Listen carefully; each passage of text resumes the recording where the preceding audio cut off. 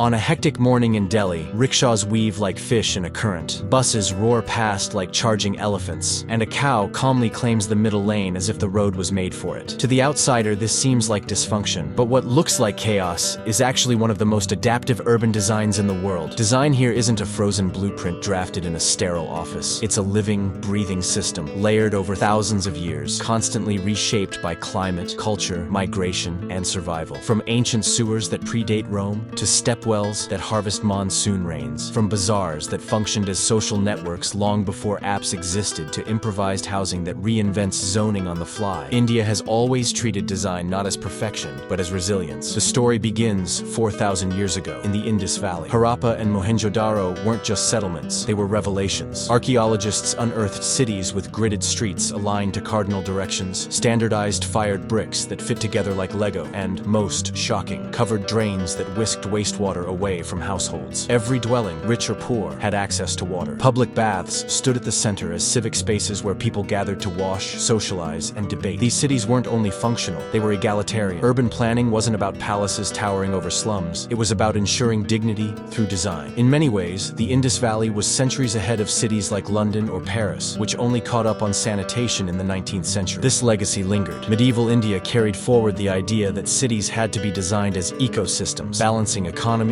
spirituality, and society. Jaipur, founded in 1727, was laid out with mathematical precision. Its 9 rectangular sectors reflected Vastu Shastra, aligning the earthly with the divine. Crafts were clustered into dedicated streets, jewelers in Johari Bazaar, metalworkers in another, spice merchants in yet another. This wasn't just zoning, it was an efficiency engine. By placing artisans side by side, it ensured that knowledge stayed within guilds and supply chains shortened. A walk through Jaipur's Pink City was, and still is, like scrolling through a catalog of India's artisanal genius. But not all cities followed grids. Varanasi, one of the oldest continuously inhabited places on Earth, turned chaos into its own design language. Its alleys twist unpredictably, funneling pilgrims toward the Ghats on the Ganges. Outsiders see disorder. Locals experience choreography. The alleys are designed to disorient and then reorient, ensuring every visitor collides with shrines, markets, and rituals. It's urban planning as spiritual theater, where the city itself becomes part of the pilgrimage. The contrast between Jaipur's geometry and Varanasi's flow shows India's dual genius: order when order serves, and improvisation when improvisation serves. The Mughal era added another dimension: monumental design that blended aesthetics with utility. Shah Jahan's Delhi was not only about the Red Fort and Jama Masjid, it was also about Chandni Chowk, the grand bazaar that doubled as an artery of social life. The canal running through it reflected moonlight, cooling the street and irrigating nearby gardens. Water wasn't just functional, it was ornamental, spiritual, and climatic all at once. Across India, Mughal gardens like Shalimar Bagh in Kashmir were more than pretty landscapes. They were microclimate machines with terraced layouts, fountains, and shade trees that turned hot summers bearable. This fusion of beauty and utility was another layer of Indian design that many modern cities have forgotten. When the British arrived, they imposed a different philosophy: hierarchy through geometry. In the 1910s, they carved New Delhi out of farmland, hiring Edwin Lutyens to draft sweeping avenues radiating from the Viceroy's house. The city was laid out to project empire, symmetry, scale, and spectacle. Cantonments across the subcontinent followed the same logic: gridded military towns separated from native quarters. Railways stitched India together, not for Indians but for imperial extraction, moving cotton, coal, and grain to ports. Yet, Indians adapted these blueprints. Informal markets bloomed outside cantonments. Railway stations became civic hearts where commerce thrived. New Delhi may have been designed to intimidate, but around it, refugees after partition built their own neighborhoods. They carved narrow streets to block heat, dug wells for water, and erected makeshift schools. These were dismissed as slums, but in truth, they were self-organized ecosystems that proved planning from the ground up can be more adaptive than planning from above. The resilience of Indian design is most visible on its streets. To an outsider, Indian traffic is the definition of madness. Pedestrians dart between auto rickshaws, scooters carry entire families, buses roar with people hanging from doors, and cows calmly assert the right of way. But beneath the noise is a silent system of negotiation. Western cities impose order through strict segregation. Cars here, bikes there, pedestrians elsewhere. India imposes order through constant interaction. Horn taps, hand waves, head tilts, eye contact, all micro-negotiations that keep the flow alive. A rickshaw swerves but slows. A cyclist slips between trucks but makes eye contact. A pedestrian steps in trusting reflexes to take over. It looks anarchic, yet the system flexes where others would fracture. In a blackout, traffic lights may fail, but people still move. In fuel shortages, cycles and rickshaws step in. During floods, handcarts carts and boats take over. The street is not fragile, it's elastic. And elasticity is design. The same elasticity appears in water systems. India's relationship with water is design genius, disguised as ritual. Stepwells like Rani Ki Vav descend dozens of meters, storing rainwater underground where it can't evaporate, while doubling as gathering spaces carved with art. Johads across Rajasthan turned desert villages into oases by recharging aquifers. Temple tanks in the south captured monsoon rains while anchoring community rituals. These weren't engineering projects alone. They were cultural contracts that bound people to their environment. And today, as climate change skews rainfall into floods and droughts, engineers are reviving these very systems because they outperform megadams in sustainability. In Chennai, ancient temple tanks are being restored to fight urban flooding. In Gujarat, stepwells are being rehabilitated not just as heritage, but as climate infrastructure. What was once dismissed as archaic now looks prophetic. Housing reveals another layer of India's design philosophy. Mumbai's chawls, built for textile workers in the 19th century, look cramped to the outsider. Families squeeze into single rooms, but step inside